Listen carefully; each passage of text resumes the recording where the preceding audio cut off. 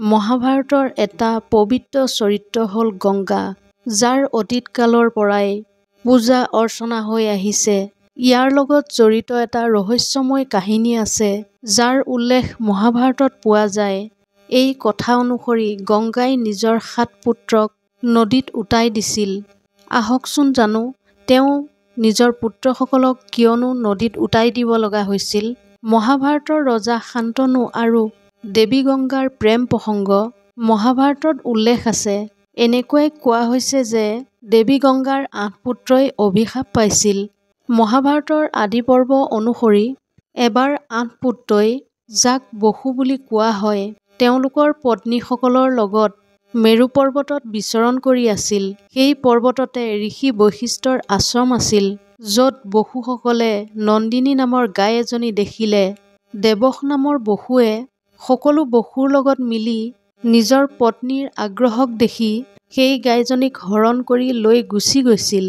যেতিয়া এই কথা ঋষি বশিষ্ঠই গম পালে, তেতিয়া বসুসকলক মনুষ্য জন্ম ল'বলৈ শাপ দিলে। বসুসকলে এনেকুৱা ভয়ানক শাপ দেখি বহুত ভয় খালে আৰু ক্ষমা ভিক্ষা খুজিলে। তোমালোকৰ 7 বন্ধু সোনকালে মনুষ্য হৈ সোনকালে মুক্তি লাভ কৰিবা, কিন্তু এই দেৱক নামৰ বসুৰ বহু বছৰ পৃথিৱীত থাকি নিজৰ কৰ্মৰ পৰিণাম ভুগিব লাগিব। ঋষি বশিষ্ঠই দিয়া এই শাপৰ কথা যেতিয়া বসুসকলে গৈ গংগা দেৱীক ক'লে, তেতিয়া গংগাই ক'লে, তোমালোক সকলোকে মই গৰ্ভত ধাৰণ কৰিম, তৎক্ষণাৎ মনুষ্যৰ পৰা মুক্তি দিম। এই প্ৰসংগৰ পাছত পৃথিৱী লোকত ৰাজা শান্তনুৰ লগত প্ৰেম বিবাহ কৰিলে। বিবাহৰ সময়ত দেৱী গংগাৰ চৰ্ত আছিল যে যদি ৰজা শান্তনুৱে জীৱনত কেতিয়াবা মোক যিকোনো কাৰ্য কৰাত বাধা দিয়ে বা কোনো প্ৰশ্ন কৰে, তেতিয়া মই তোমাক পৰিত্যাগ কৰিম। বিবাহৰ পাছত গংগা গৰ্ভৱতী হ'ল। তেতিয়া ৰজা শান্তনুৱে আনন্দ পাইছিল যেতিয়া পুত্ৰ সন্তানৰ মুখ দেখিছিল। এটা ভয়ংকৰ ঘটনা ঘটিল সেই সময়তেই। পুত্ৰ জন্ম দিয়েই দেৱী গংগা পুত্ৰক উটুৱাই দিয়ে। ৰজাই মনতে বহুত দুখ পালে আৰু বহুত খং উঠিছিল। বিবাহৰ সময়ত দিয়া প্ৰতিশ্ৰুতিৰ বাবে ৰজাই একো ক'ব নোৱাৰা হৈ পৰিছিল। এনেকুৱা ঘটনা 7 পুত্ৰৰ লগত ঘটিছিল।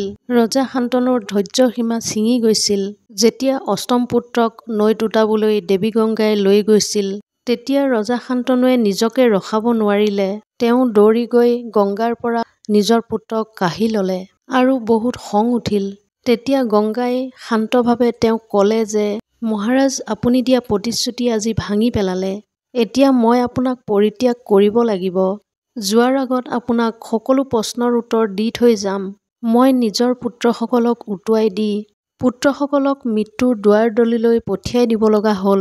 ইয়াৰ কষ্ট মোতকৈ অধিক কাৰোৰে নহয়, কিন্তু মই তেওঁলোকৰ ভৱিষ্যত জানিছিলোঁ। সেইকাৰণে তেওঁলোকক জন্ম দিয়েই মৃত্যু দিব লগা হ'ল। আমাৰ 8ম পুত্ৰৰ অভিশাপো আছে। তেওঁলোকৰ জন্মৰ প্ৰত্যেকটো দুখ সহিব লগা হৈছিল। সেইকাৰণে জীৱনভৰ কষ্টৰ পৰা বচাবলৈ মই জন্ম হোৱাৰ লগে লগেই নদীত প্ৰবাহিত কৰি দিলোঁ। কিন্তু আপুনি 8ম পুত্ৰক বচাই দিলে। যদি আজি একো নক'লেহেঁতেন, আমাৰ আহিবলগীয়া সন্তান এই সংসাৰৰ বৰদান হ'লহেঁতেন। এতিয়া আমাৰ 8ম সন্তানটোৱে জীৱনভৰ কষ্টতে কটাবলগীয়া হ'ব।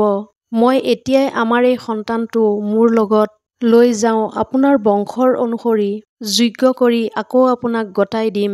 দৰ্শকসকল, গংগা দেৱী আৰু শান্তনু এই 8ম সন্তান আন কোনো নহয়, তেওঁৱেই আছিল ভীষ্ম পিতামহ। তেওঁ সেইবাবেই নিজৰ জীৱনটো অতি কষ্টৰে পাৰ কৰিবলগীয়া হৈছিল আৰু তেওঁ কোনো সাংসাৰিক সুখ লাভ নকৰিলে। শেষত ভীষ্মই অতি কঠিন মৃত্যু লাভ কৰিলে। যদি ভিডিঅ'টো আপোনালোকৰ ভাল লাগিল, তেনেহ'লে চেনেলটো ছাবস্ক্ৰাইব কৰিবলৈ নাপাহৰিব। ধন্যবাদ।